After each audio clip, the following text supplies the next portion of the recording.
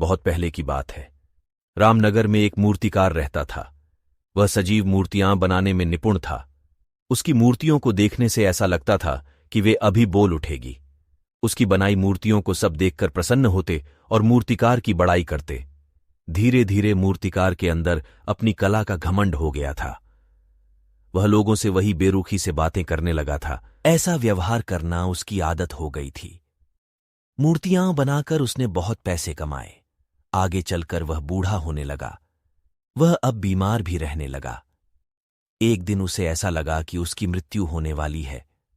वह मृत्यु के लिए आने वाले यमदूतों को धोखा देने के लिए अपनी बनाई एक ही शक्ल की 9-10 मूर्तियों के बीच वाली मूर्ति में छिप गया। जब उसका अंत समय आया तो यमराज के दूत उसे लेने आए। वे एक ही शक्ल की मूर्तियां देखकर आश्चर्यचकित होकर उसे इधर उधर ढूंढने लगे, लेकिन वे उसे नहीं ढूंढ सके। तब एक यमदूत ने दूसरे से कहा, यदि हम मूर्तिकार को साथ लिए बिना यमलोक को जाते हैं तो हमें डांट पड़ेगी।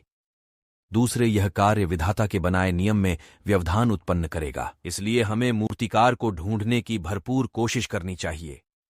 दूसरे यमदूत ने हामी भरी। वह मूर्तिकार को पकड़ने का उपाय सोचने लगा। मनुष्य जाति का स्वभाव है अपने ऊपर घमंड करना और अपनी बुराई न सुनना। ऐसा सोचकर उसने एक युक्ति निकाली और जोर जोर से कहने लगा, मूर्तियां तो अच्छी हैं, लेकिन लगता है मूर्तिकार पागल है। उसने आंखों की पुतली लंबी और मोटी कर दी है। दोनों कानों में से एक बड़ा और एक छोटा कर दिया है। यमदूत का इतना कहना ही था कि बीच वाली मूर्ति के बीच से मूर्तिकार निकला और कहा, तुम सब झूठे हो, तुम्हें मूर्ति की कोई समझ नहीं है।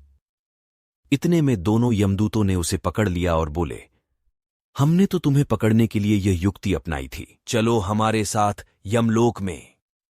अब मूर्तिकार को अपने घमंड और अपनी गलती का एहसास हुआ।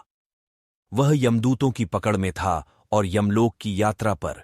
इस कहानी से यह शिक्षा मिलती है कि हमें कभी भी घमंड नहीं करना चाहिए।